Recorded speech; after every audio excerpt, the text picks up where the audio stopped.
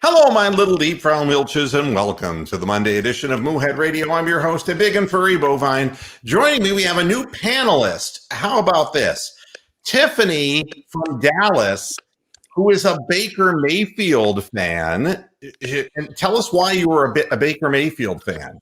Because he went to OU, of course. Ohio University in Athens, Ohio. You got the wrong Baker Mayfield. Wait.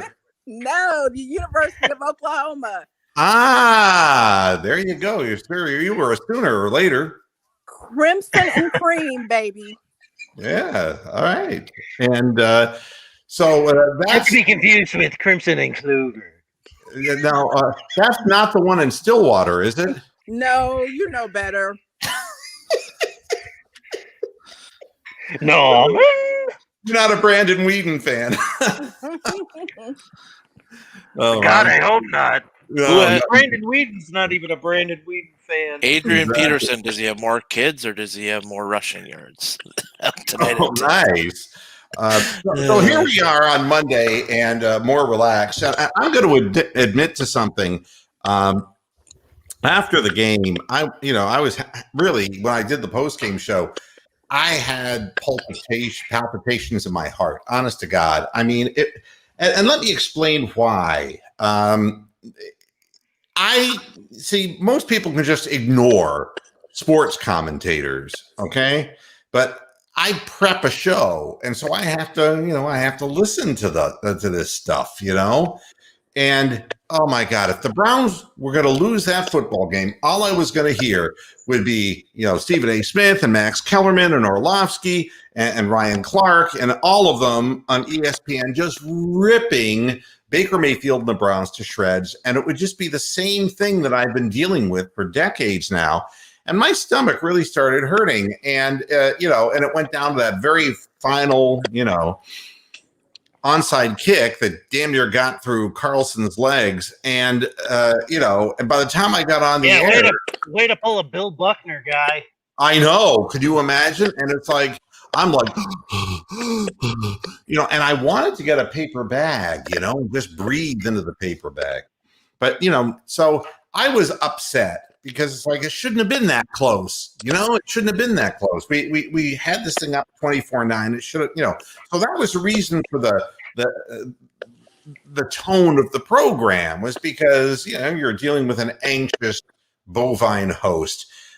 Today, I'm relaxed, and, I was going to sing some karaoke, some Perry Como. No, I wasn't. I really was not going to do Perry Como, I swear. But I am calm. Thank you. Not dead. I'm calm. And so I look at this Dead calm. Hey, there you go. There's a compound word for you. I'm going to dedicate this one to the Browns. Finally, it has happened to me right in front of my face. My feelings can't describe it. Finally, it has happened to me right in front of my face, and I just cannot hide it. CeCe Peniston, ladies and gentlemen. Finally, a good song from Rock. Yeah. Finally. That's because she can hit those notes. That's the key to successfully singing karaoke. I have a new way of looking at this game, and it's, everybody now, I mean, this was kind of like one of those movies where one thing changes and it's like ripples from a pebble in a lake, and then everything around it changes. So the Browns won, and now all of a sudden I'm turning on the talk shows, and it's like, giving all due credit to the Cleveland Browns, first time in 18 years here in the playoffs. I'm like, nah, I'm in bizarro world, man. I'm in an alternate reality. So calm down and looking at it, and it's like there is some things that I found upon reflection really interesting about the game. The main one is what I've always had a problem with as far as head coaches who are like Eric Mangini was, who was just, Mr. Badass guy, Mr. what I call negative reinforcement. Forrest Gregg was the same way when he was coach of the Cleveland Browns. We've had a bunch of them here who are just negative reinforcement guys. You have Baker Mayfield, who had some fumble problems on quarterback keepers, and staying in the pocket too long and being strip sacked. And so much so that he was taking a lot of ridicule in the national media. And the way Kevin Stefanski handled it was exactly the way I would handle it. And that is, let him run with the ball. The only way you're going to convince somebody they don't have a problem is to give them an opportunity to show that they don't have a problem.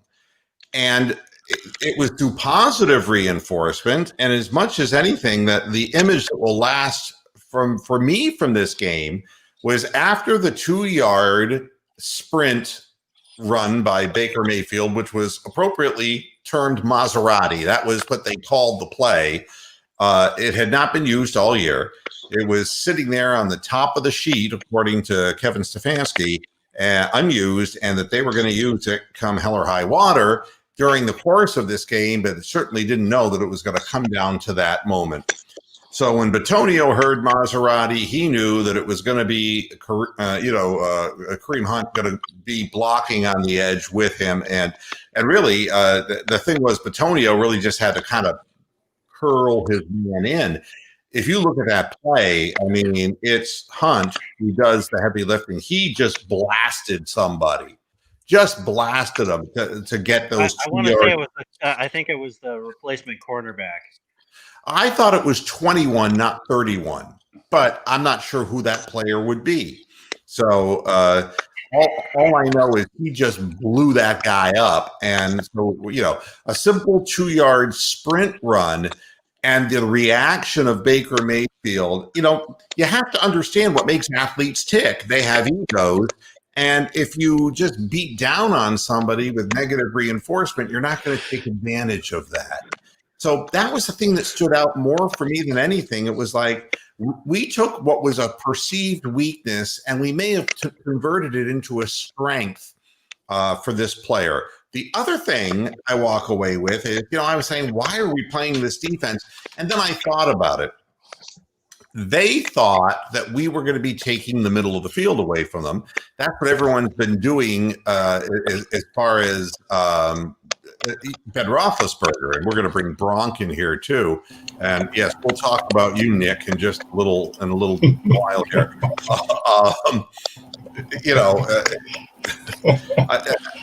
I think by the way. Talk about a thankless position. My goodness.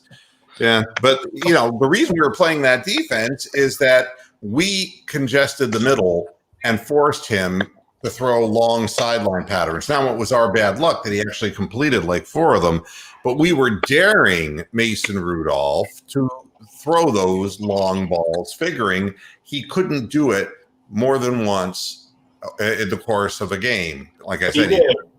But he did. But it's not like there was not a reason for this scheme, and they were showing the Steelers something, and what we're going to show them come Sunday is hard to say. But you got to take the middle of the field away from Ben Roethlisberger. The other thing is what Jeff Schudel reported on Twitter was that because the game's at 8:15 in the evening to start on Sunday evening for the late game, that a boatload of our players are going to be eligible to come back if healthy, and that of course includes Denzel Ward and Malcolm Smith and Sendejo and. I know. Look. Let's just bring him back as a mascot. But so we're gonna get guys back, and so we're not gonna have. You're not gonna see Robert Jackson back there in coverage. So Ben's gonna have to beat some real coverage in order to go deep. And if we take the middle of the field away from them, maybe we can give them grief. But I mean, it becomes a head game at this point. So there are a lot of things to be positive about. The fact that our season is still going and how long it's been since that occurred. And I just wanted to start the program a little bit upbeat because I know the tone of yesterday's program was the tone of an oxygen-depleted soul. And, you got one of these, man. You said one of these going on, yeah.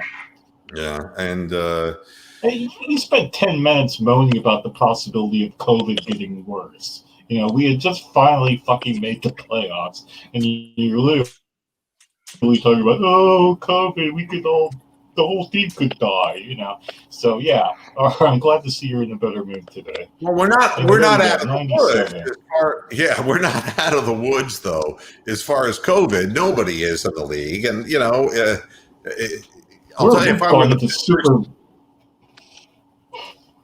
we've gone into super lockdown over here. We're in like level 5, you know, super secret probation, double probation lockdown. Put his big foot down over there in Great Britain, yeah. Yeah, so, big clown foot. He's got size 24 shoes. And he's a clown, all right. He is a fucking clown. Yeah, absolutely. Well, we've got one here in our country too. So. But you got more than one. Yeah, I know. So here we are, and we have a great opportunity moving forward to play the same team again next week. You know, a second verse, same as the first. We're gonna find out. But you know, because we have a guest here, Tiffany, who's the Dallas fan, I wanted to really. First of all, I wanted to ask you, how could you cheer for a team that's being led by a ginger? Dallas has been my team since I was a kid. So, I mean, you know, not hoping for a lot, but we just, you know, every year just cross our fingers. But, you know. Well, I mean, Andy Dalton, you'd have been better off with Andy Hardy. My goodness. I mean, my gosh. I mean, what in the world? I mean, here's a guy.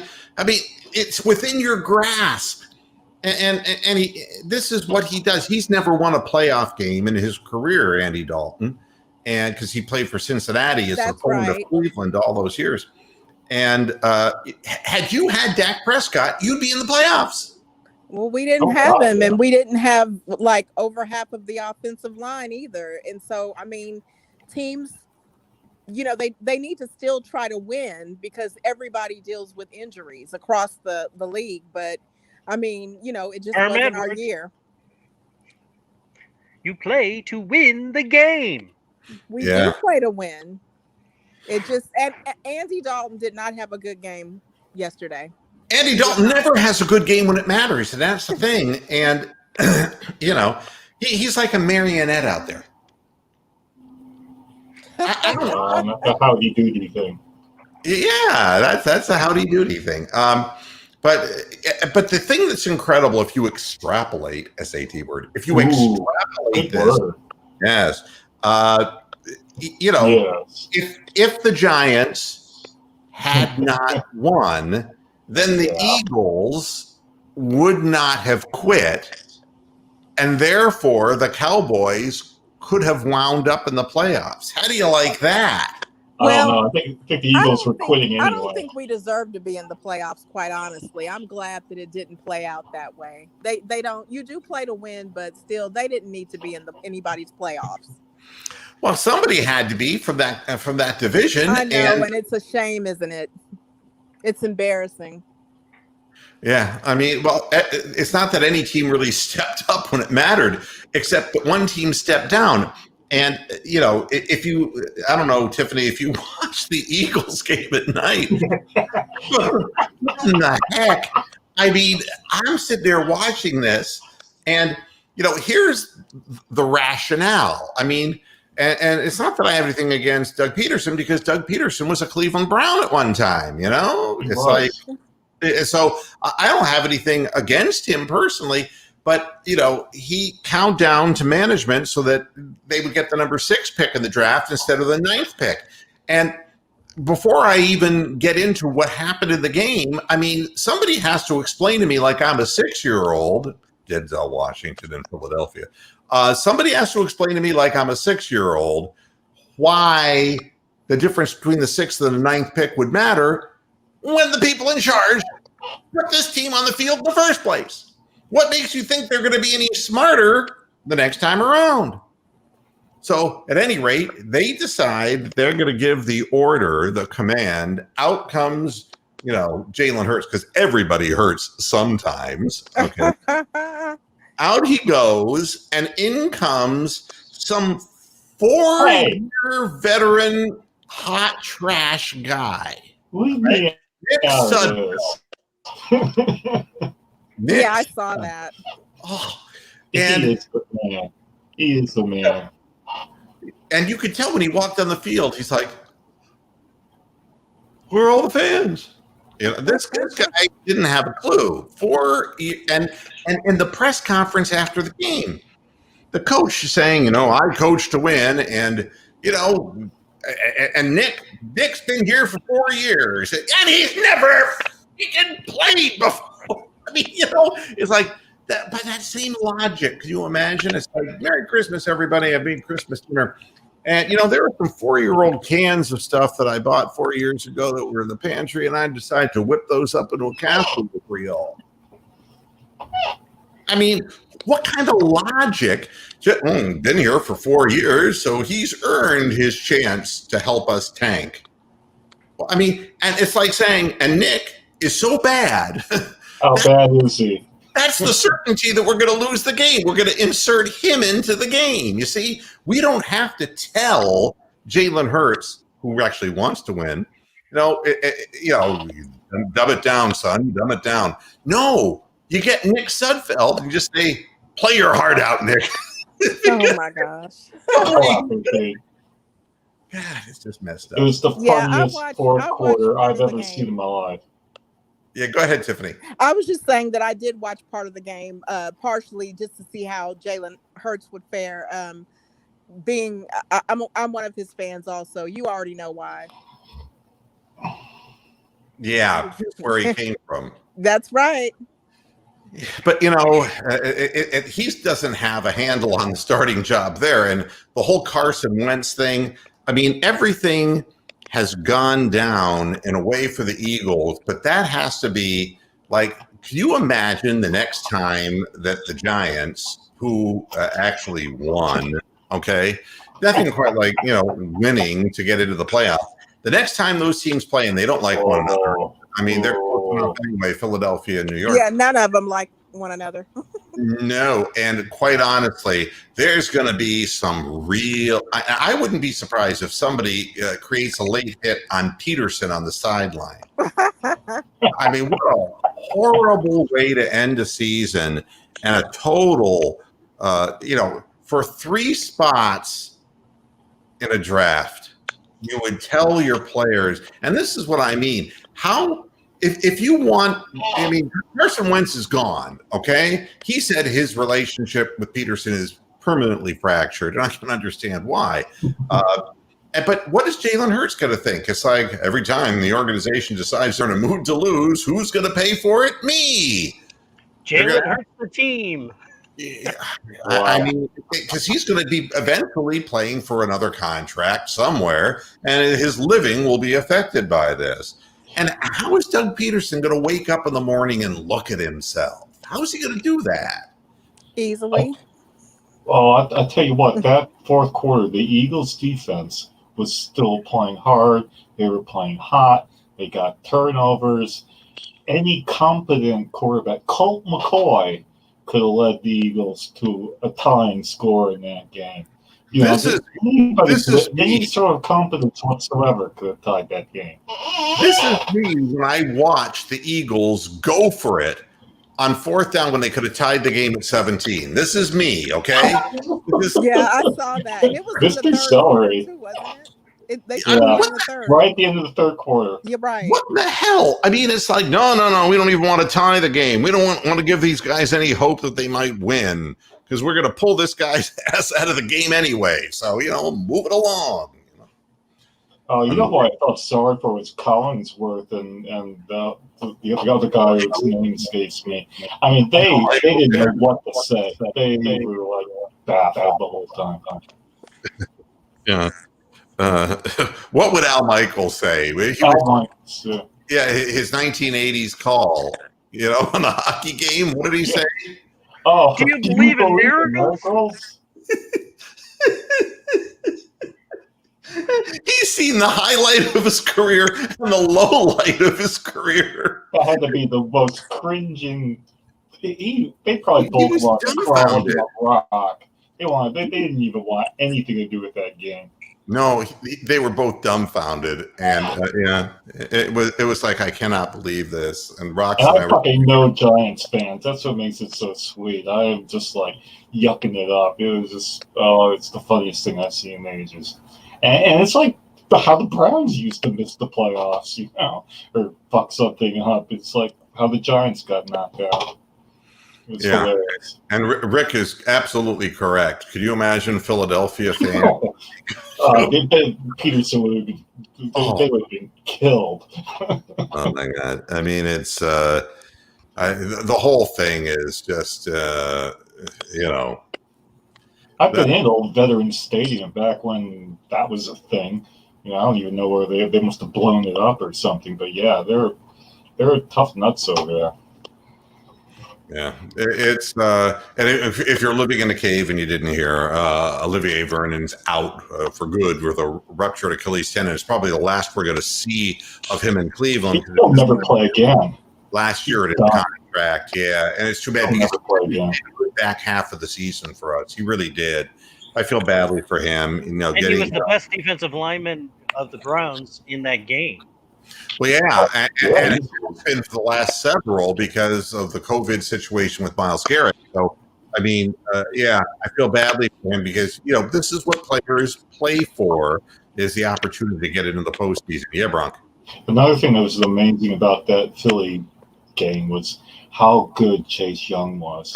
I mean, Chase Young looked like Myles Garrett 3.0. He looked like Garrett, but like a lot quicker, a lot faster, and a lot stronger, and a lot smarter. He just looked fucking Chase Young just looked amazing in that game. It's a shame that Garrett's either coveted it or he's got a stinger as well, or whatever it is that's wrong with his arm. I mean, because if we had Chase Young, fucking hell, we pound these dudes. Yeah, he's serious. Seriously, I mean, quick, agile, plays the game with the right attitude. Solid. He caught Hurts from behind. He fucking was he tackled Hurts from behind, man. Who does that? I mean, and look at Tua. Playing 35 out of 58 for 361 yards, but he threw 3 interceptions. And a 62 rating. And again, like I've said a gazillion times, how do you expect the young man to be prepared to play in a situation like this when you've protected him, in essence, by yanking him and putting Ryan Fitzpatrick, a 38-year-old guy, in every time it looked like he was having a few problems? This does not help the confidence of any young player, and especially these young quarterbacks who – and this is why I was so impressed with what Stefanski did. It's kind of a nice thing to think that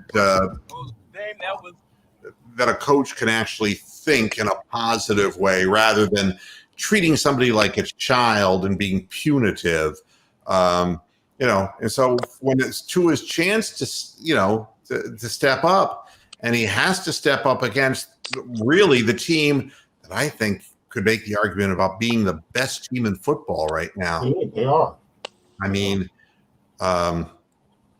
unbelievable. And that's when you put them out to the wolves. And I was a big Bills doubter earlier in the year. I didn't think that they were going to be, like they are, but they are. They'll go get through the AFC. I mean, I can't see the Chiefs stopping them. Certainly can't see the Colts beating them next week. Yeah, and it is remarkable the way things end up. I was watching Tennessee. Redstone. That was a great game too. That was hilarious. Well, the Texans. I mean, I just kept thinking of poor Steven. And I was waiting for his next drunken video where he's swinging. And we play them next year because we got the third place schedule. They finished third, and the Patriots finished third. So we play the Texans, I think, at home. I think we got the Patriots away. The other thing that was really exciting,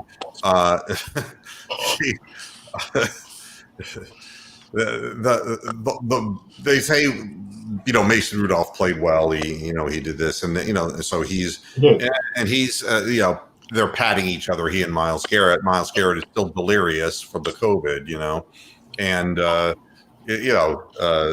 guy who dropped the N-bomb on him.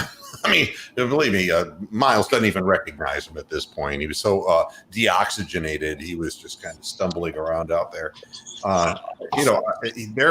They have Myles Garrett on a play restriction. He can only take so many snaps. Last week was 50, and so he's missing a fair number of snaps, and they keep moving him to the sidelines to catch his breath. And we're going to need everything we can get with Vernon gone. Now it's going to be Claiborne and it's going to be Gustin. Port Augustin, which sounds like some town in Texas somewhere, doesn't it? Yeah, I mean, that's who it's up to. And, I guess we will see whether that actually helps us or hurts us. But at this point, we're at least going to have some of our people back. And that's somebody needs to wear headphones because there's a lot of clicking going on in the background. Oh, yeah, let them click away. I could only imagine it's probably Rocks. It is not me because I don't have a mic stand, so I have to sit here and hold the mic. So I can't click, click, clack away. It's not me. No, it's not keyboard. It's a feedback click. It's not. It's clipping. To be precise, that's correct. Well, I've been muted, so you can't be. Wow, I wonder if it's me. I don't know. There was what you can do. You can use that mic, Rocks, like you can work it like a dumbbell. Usually you use me for that. But yeah. Is that cord long enough to go into the other room and wrap it around his neck and yank? Yeah, we got to get her a cordless mic. That way she could do the program roaming around. She could be like the Moohead sideline reporter. You should like stand outside in the rain or something. The weather's really bad out here right now. What's your thoughts on how the show is going right now? Yeah, exactly. Let's go down to the sideline with Rocks and see what's going on. Oh, don't put me out in the rain. Is there any word on how who Pittsburgh will be missing next week? Well, Joe Hayden. The question is, I think Hayden is going to be missing because he came down with COVID late enough that he's not going to be saved. Saturday before the game. Wow. So yeah, there's no way he can play. Okay. So, and I'm sorry if it's clicking, Amsterdam, but you're annoying too. So. It would only. I want Rocks to do something because to celebrate, she's wearing the Browns jersey, of course. I just got lipstick and makeup. Yeah, I want you to do your famous lasso dance. Go ahead. Go on, do it. Oh yeah. Go Browns! Go Browns! Go Browns! Do it again. Playoffs, baby. Oh my goodness. That's awesome. Oh I my remember God. when I was in high school, I went to Canton Lehman High School, and we were as white as the pure driven snow. How white were you? You couldn't have been whiter than my school. Oh no, we were. There wasn't a single black student. Yeah, okay. In the high school. I mean, it was there was once upon a time a guy named James Kilkenny, but he was African. He wasn't American. Irish. He wasn't Irish, huh? Yeah, right. No, I mean, so I don't know. It's like the school was, but whenever we would play basketball, every so often we would play against an inner city team, and their cheerleaders were exactly what Rocks just did. Exactly that. I mean, it was like, our cheerleaders were like Wonder Bread. I mean, it would be like, stand up, sit down, fight. The white cheers. Yeah, they'd come out and, they'd be shaking it and And it's like, man. You remember that? Shaw High School in East Cleveland used to have great marching band cheerleader thing along those lines that you were saying. Entertaining as hell. I mean, timeouts were like, oh, they're going to cheer now. They're going to cheer now. You know, it's like, and our cheerleaders would come out and they would say, fight, team, fight. Okay. Yeah. You were digging that, were you? I was. Yeah, and it just took me years later to figure it out, you know? Oh, goodness. I'm going to get myself in all kinds of trouble.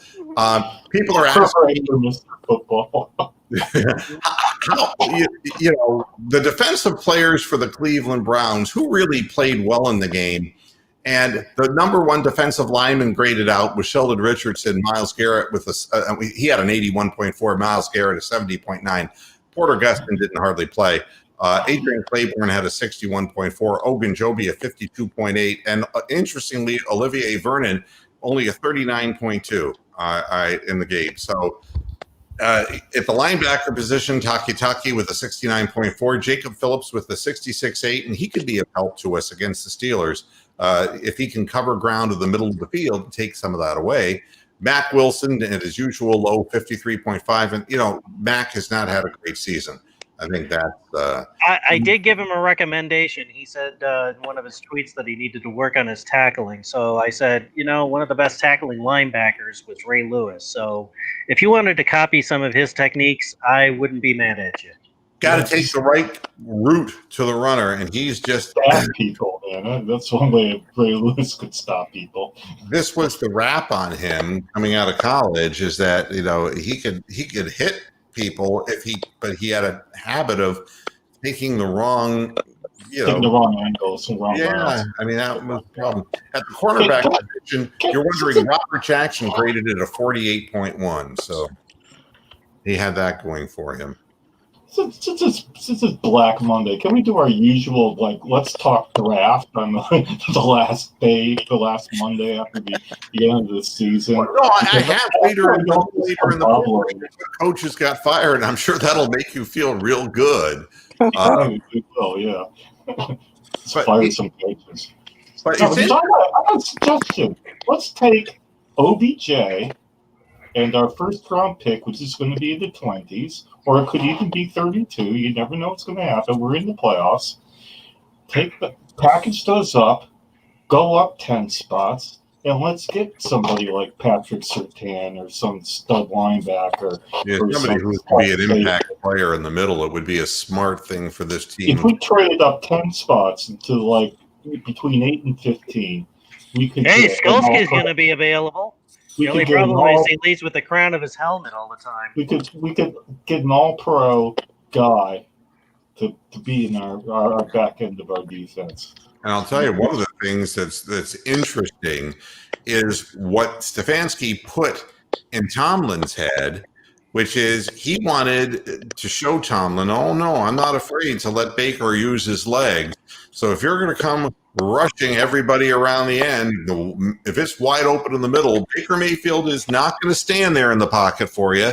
He's going to take off, and if you're going to give him 12 yards, he'll take 12, he'll take 28, whatever you give him.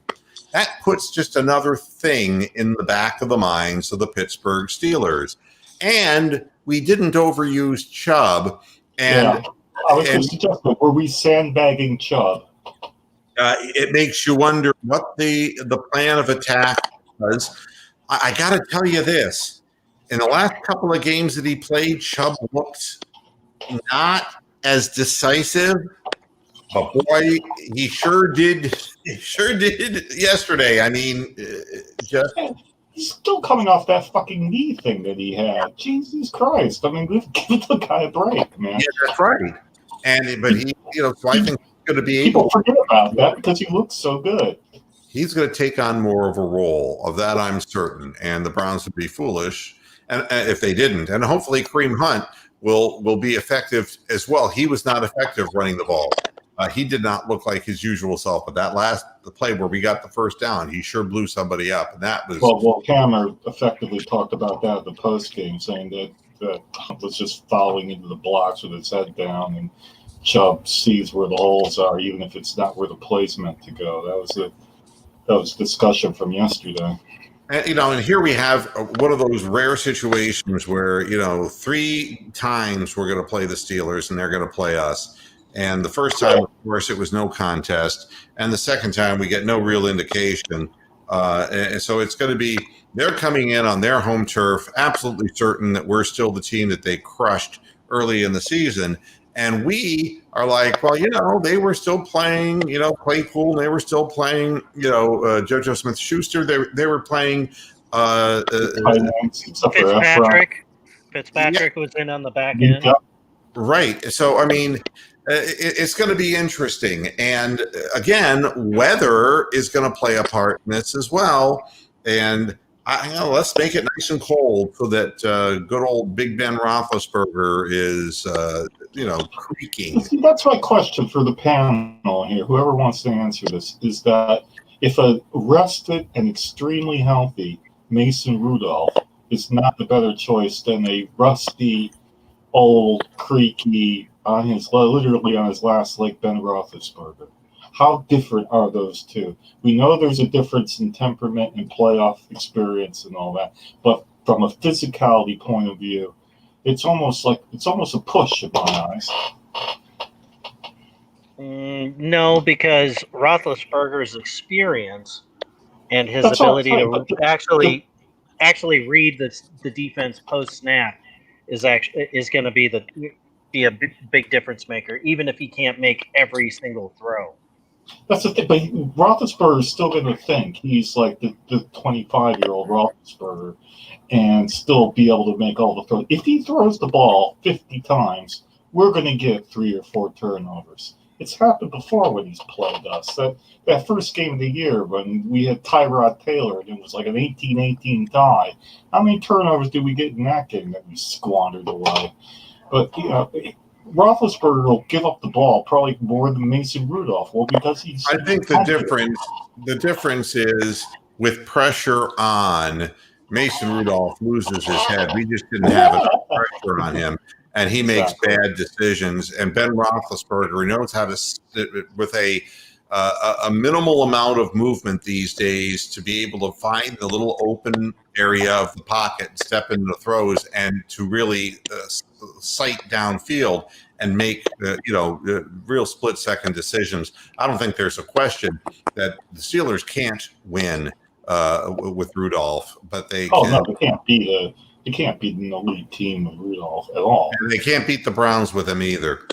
Because it would be a completely different situation if we have Denzel Ward and we have our complement of defensive backs out there. If we don't have to sit down everybody playing a soft zone in the middle of the field to take that easy throws, so to speak, away from a guy like Mason Rudolph, if he has to make a living throwing the ball deep against even the guys who are coming back for us, he's not going to complete those passes. Well, that's he's going to get sacked. He's going to get sacked. Take yesterday's game and take out Robert E. Lee, Robert L. Jackson, whatever his name is, put in Denzel Ward in his place, and then how much of a difference on the score it would have been? At least another extra 7 points. Yeah.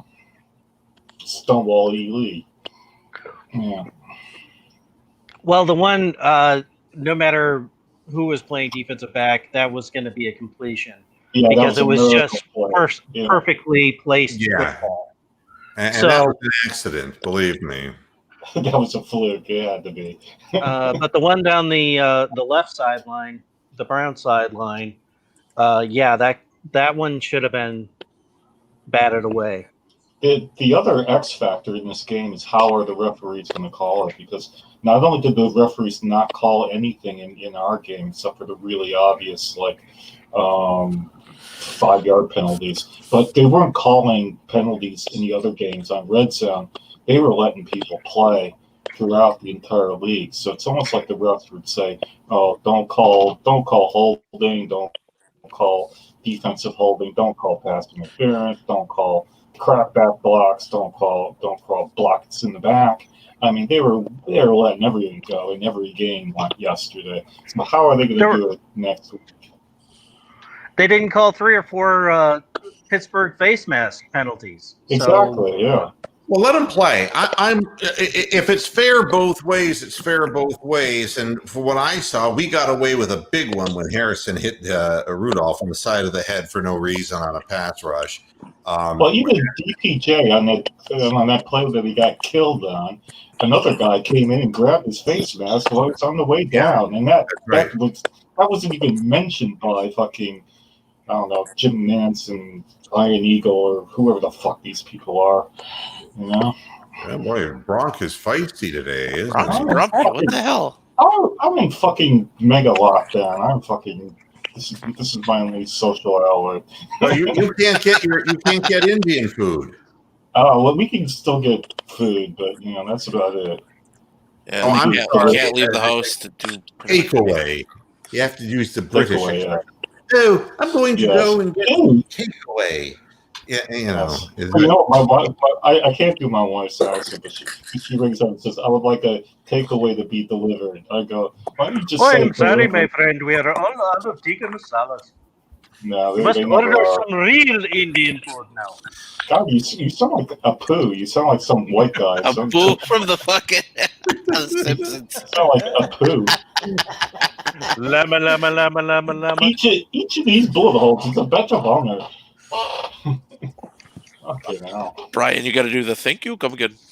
Thank you. Thank you. Come again. Well, the one that I gave to my sister every time people would annoy her with questions at her job. Oh, I am so sorry, my friend, but the guru is now closed. You must be moving along. Yeah, the one that I always did was the doctor, the general practitioner, who he'd go in and he would look at you and he would stare and you go, "You are very, very sick, my friend." And I don't really, and that would be it. It's like, okay, that's it, and that was it. But yeah, British language, the takeaway. I mean, it's like here in the United States. I mean, it would be the implication was you didn't have to pay for it. You just took it away. But it's Sounds like George Carlin. Yeah, exactly. There's a club, and you're not in it. We haven't heard John Madden. We haven't heard from John Madden for a while. Oh, shit. I mean, what would I you don't want to advise hear us from like John that? Madden, not for a long while. If What would you you thought don't of stop, this I'm going to stuff, start doing things like Casey Kasem, like. Ooh. And we have a long distance dedication from Dallas from Tiffany, and it goes something like this. Yeah. I'm not going to do that either. If you didn't see the Browns 2021 schedule, this is going to be quite the interesting. Here's our home games: the Ravens, the Bears, the Bengals, the Broncos. We face the Bengals, the Broncos, the Ravens, the Bears, Lions and Texans too, and the Raiders and the Steelers. And away, we've got the Coming to Ravens. Minnesota. We got Ravens, Yeah, the Bengals, fucking Vikings. It should be a Packers. big fat W. Get this, Packers and Chiefs and Chargers, Vikings, Patriots, and Steelers. So You know we what? got I'm really stuff away. glad that we got the Chiefs and the Packers away, because that way we wouldn't It's have a been test. favored against them at home anyway. So why not have the easier games at home, load up your wins, and then play the really tough teams away that you're not expected to win anyway. And that way you'll have a better schedule, a better record at the end of the year. Yeah, and Browns will have an opportunity to go into Pittsburgh and win, says former 60 Minutes analyst Andy Rooney. I don't understand I what this. think he's dead. Why would anybody? Why would anybody think that? I thought you were going to say Larry King. I was going to be like, he's probably not talking much right now. No, I mean, he's got more than a frog in his throat. That's have you heard any more about that? Negative. Neither have I. If you're living in a cave, Larry King, is got COVID and he's been in the hospital for more than a week. One of the Charlie's Angels died. Tanya Roberts. Supposedly she Charlie's didn't. Angels. TMZ's reporting she's not dead despite her publicist saying she is. Wait, Monty Python. I'm not dead yet. Oh, you are. Can you come back next Thursday? Are you kidding? Are you trying to tell me that No, I'm legit. something's Oh, done? Just saw this on Twitter. Hold on a sec. Speaking of Monty Python, John Cleese posted a picture of something he did, or a segment he did 6 years ago, where he's dressed in drag. Oh yeah, With Eric Idle. I said, yeah, even at his age, or even at that age, he's still a better looking woman in drag than Angela Martin. the rep Mike Pingle came out at noon and said she had died. And here's the update as of 4:34 Pacific time. So that's about 12 minutes ago. Tanya's rep Mike Pingle tells TMZ her domestic partner Lance was at the hospital when he saw Tanya's eyes close. For some reason, he says he thought she was dead, so he left devastated. What the fuck? Are you? She's still alive. Wow. But nobody's saying what's wrong with her. She collapsed After She walking, collapsed at her home. on Christmas Eve and was been on a ventilator. She went for a walk, came home, collapsed, and it's not COVID related. That's all I know about that. And Charlie's Angels went to Hell in a Handbasket with her. Yeah. So, you know, She was a fun girl, though. yeah, you know, it's. Oh, Hey, by the way, I'll never forget her in Beastmaster. I'm sure you never will. There you go. So Tiffany, do you sing? No. You Do don't? you No. want to sing? What'd you No. say? Do you want to sing? No. Okay. I wouldn't even, you know what? I wouldn't even sing at church. It's that bad. Wow. Wow, you would be afraid to offend the Lord Himself. Yes. Okay. Already, you know, like stop with the praise already down there. So, what is your greatest talent, Tiffany? I don't know. What would you say, Nicole? You've known me. Rocks. What you've known me practically my whole life. Tiffany has many talents. That's But- a generic answer. Well, you know, I just now thought of something. Okay. Although I don't sing, I do like to make up lyrics. Oh, you do? Yes. Well, give us an example. Okay. Rocks. you know what? Shall we give them an example? Go right ahead. The door's wide open now. That It's means you okay. have- This is an unrated show, so no That's problem. I mean, we made up songs when we were kids. So, I mean, there's words like doo-doo in our songs, you know?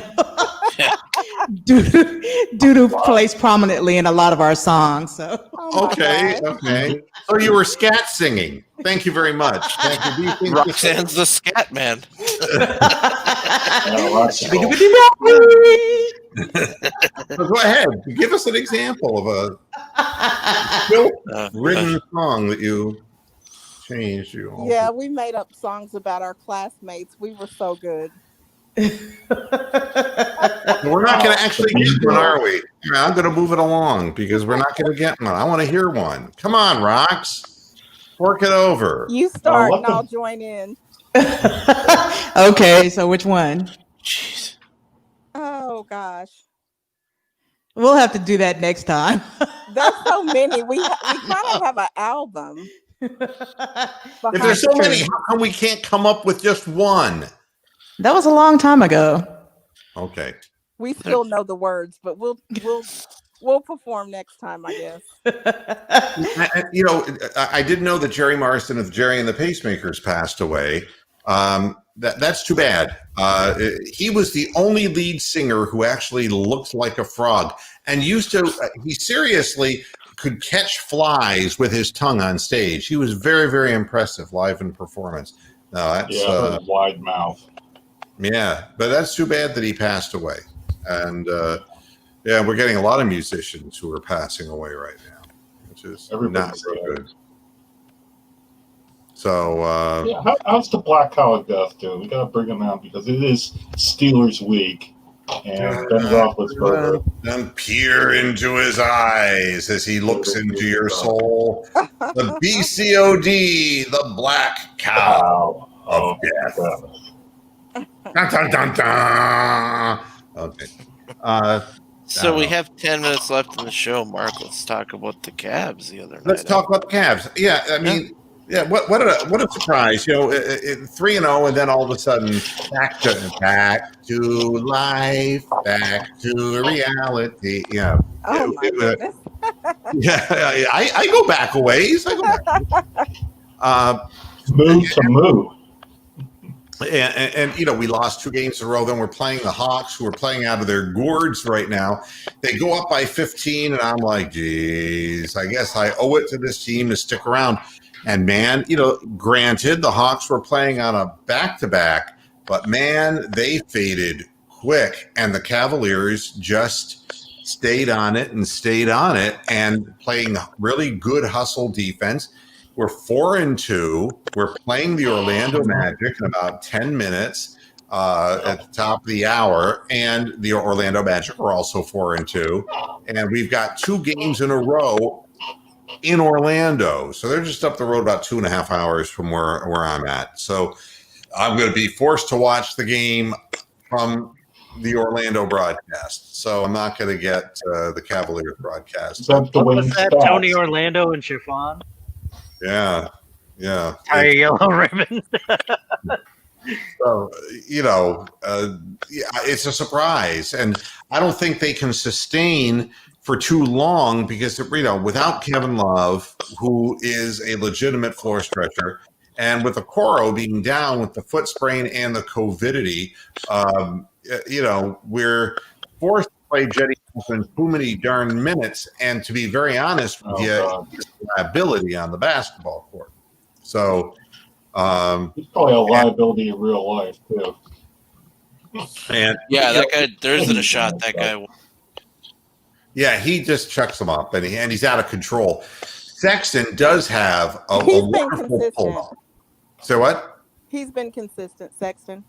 Yeah, and But you know what? Cleveland has had over the years like 100 number 1 draft picks.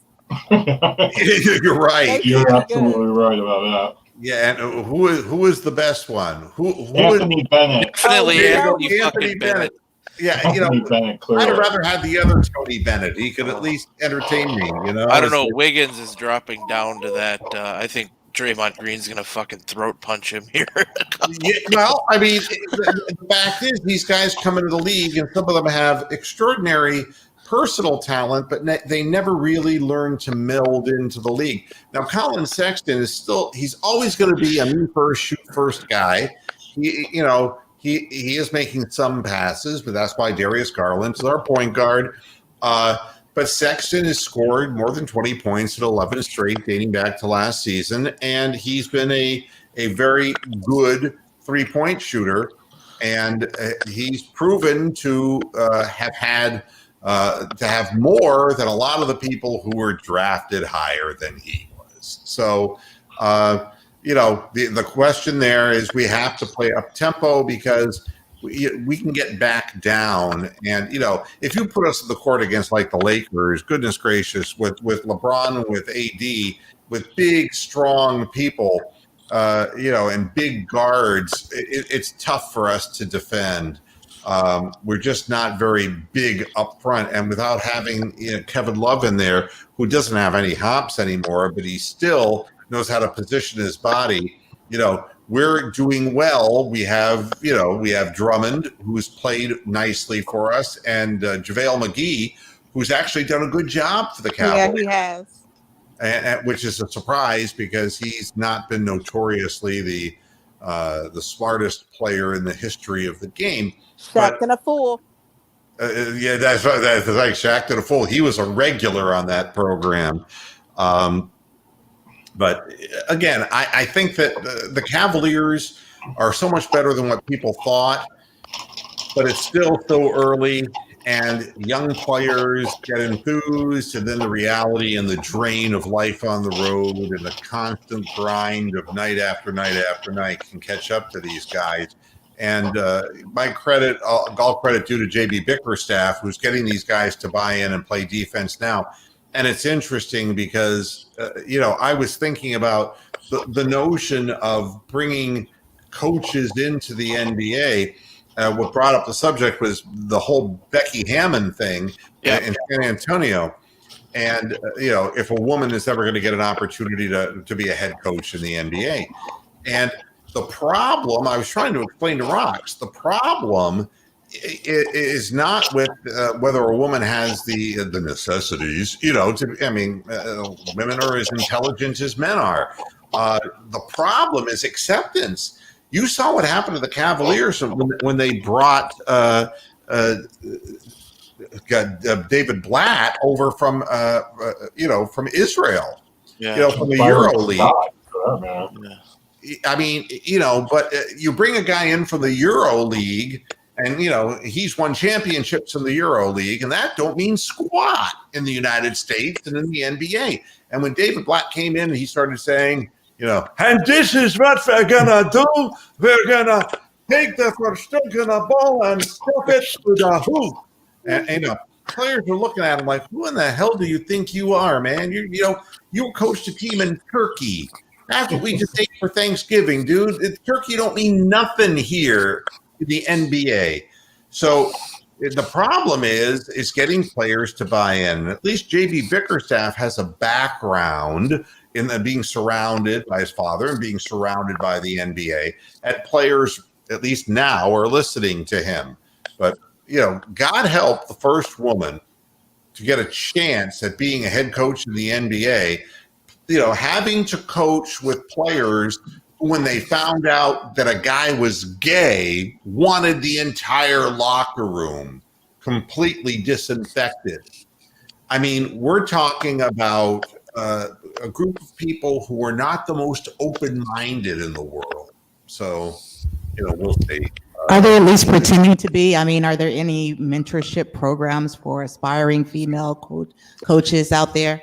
It's really just starting, it's really just starting because the WNBA has not been the success that anyone would have hoped it would be. And nobody can pretend that the WNBA has anything to do with the NBA. And if you've coached at that level, Nancy Lieberman, if you've coached at that level, that doesn't mean anything compared to the professional game. Becky Hammond is getting an opportunity because of Popovich, and Pops is forward thinking.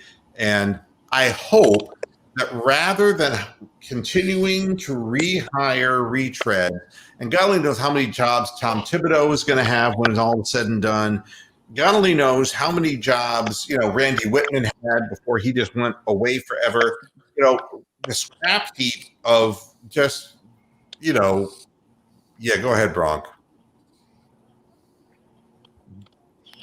Speaking of retreads, have you seen the list of people that all of the NFL teams are interviewing? I think Eric Bieniemy is on every single fucking team's list, and the usual retreads in the NFL. It's the same problem in the National Football League. Urban Meyer. Is that due to the Rooney Rule, or? Say what? I just asked. I mean, in terms of Eric Bieniemy, I know that his name comes up a lot. But I was just asking, do you guys think that's because of the Rooney Rule, or do you think he'll actually get an offer? I think he will at some point. Really, if you're talking Rooney Rule, Marvin Lewis is your token Rooney Rule guy. Marvin Lewis would, and he might Yeah. even get a job, but because he's already done the job. Eric Bieniemy, I cannot believe He hasn't got a job yet. I can't believe that the Chargers wouldn't just swap him up. I mean, they have a young quarterback who's gifted as hell. He's got an offensive credential background. You can always hire a defensive coordinator. A guy like Eric Bieniemy could have a great opportunity as a head coach in San Diego. I think the teams have to look at him, and I think he was last season's surprise left on the sidelines guy. And I'd like to tell you that, ownership in the NFL was progressive minded, but we know they're not. And, But if Marvin Lewis gets a job and Eric Bieniemy does not, something's terribly wrong here. Terribly, yeah. Terribly wrong. We shall see. Yeah, we shall see is right. Hey, it's 7:00 and time flies so fast. Playoff. And time goes by. Wait a minute. So slowly. And Time can do so much. I'm afraid that Simon Cowell is going to come over here. All right. So, I mean, there's so much I didn't get to on the show today, but I mean, I'll do it real quick. All right. So, Doug Marrone gone from Jacksonville, so he'll never see whatever good came of the losing. All right. Anthony Lynn, an African-American coach, gone from the Chargers, which, again, lowers the number of African-American coaches now to what? I don't think there's one. I don't think there is either. The guy in Miami. Yeah. That's right, Brian Flores. Yep. Doug Peterson, who should have been fired, still has a job. Zach Taylor is being retained by the Bengals because as Joe Burrow goes, so goes Zach Taylor. I might have to re-examine my Nick Chubb comment based on Derrick Henry's season. And Cleveland Browns fans, if you don't mind going for a guy who's a little older, okay?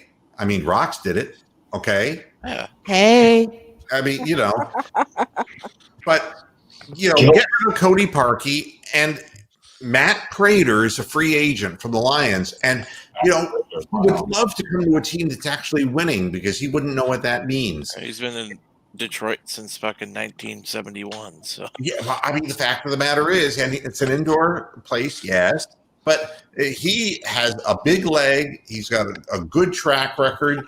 He's a veteran. He's solid, and we're in need of a kicker. It's just something to possibly think about. And Cam Newton says it's too early to tell if he would accept a backup job. I think he would.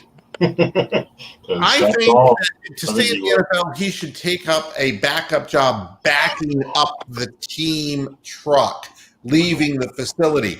Cam Newton needs some form of resuscitation. He really does.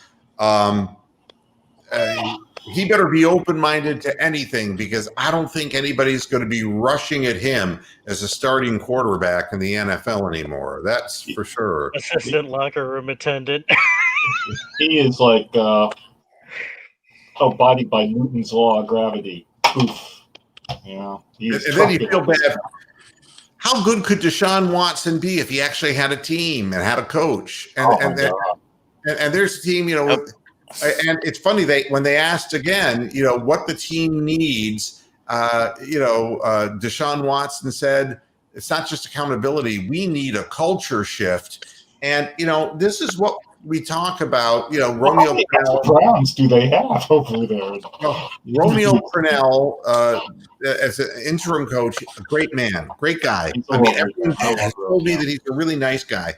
But he's a player's coach. He just doesn't come down hard enough on people. And the Texans took advantage of that in his short tenure as the interim coach there. They need somebody who can crack the whip a little bit, but do it instead of in a negative way, to do it like Stefanski has, which is no bullshit, we're doing it this way, but you reward players who do it the right way. Deshaun Watson is a really great talent, and it's a shame to see him being wasted in that environment over there. And finally, I conclude on this note. Only John Elway can be John Elway, the horse mouth. And we don't like him in Cleveland because he beat us all those years ago. But he's a dickhead too. Come on. He is a dickhead. The new GM and head coach, Vic Fangio, is going to report to John Elway, who will remain as president of football operations, but get this, he's not going to be overseeing personnel and football departments. here's what Elway said, and you can take this any way you want. Working in this role for the last 10 years and going back to my playing days, I've always tried to do everything I can to help the Broncos win and get better, he said while spitting a fly out of his mouth. As part of a transition I've thought about for a long time, I've decided I'm not going to do what Bruce Jenner did. No, I'm sorry. That's not the kind of transition we're talking about. Let me start over. As part of a transition I've thought about for a long time, I've made the decision to step up into an elevated role and hire a general manager to lead our personnel and football staff. And I will finish on this note, and I will restate the quote. As part of a transition I've thought about for a long time, I've made the decision to step up into an elevated role and hire a general manager who knows what in the fuck they're doing. Wow. I think that probably pretty well says it all. Yeah, While I'll the continue to quarterback be the whisperer. president of football operations, the GM will have final say on the draft, free agency, our roster, and everything that can turn this thing around that I've been unable to do. Congratulations, John Elway. God, he made Dwight Clark look like a top executive. A genius. Yeah, my goodness. Tiffany, thanks for jumping in. You're welcome here anytime. Thank you. I appreciate I wish it were the beginning of the invitation. football season. We would, like talk about the Cowboys, Aw. Thank you guys. No, well, thanks for being here. And everybody, and thanks for listening. And we'll be back again. And I want to point out that we come back Friday to talk about the Playoff Swiss quarterback. game with the Steelers. But, with the 8:15 start, I'm going to break the rule. I'm going to do a halftime and postgame show because, hey, it's the playoffs. We all got to make sacrifices. And if I miss a little sleep, I miss a little sleep. But this is the playoffs, folks. I'm assuming Go no Browns! game show. So, everybody, I'll see you on Friday, as always, 6 o'clock Eastern Standard Time. And until then, hasta la vista, Pastor Heads. Good night. Uh, All right.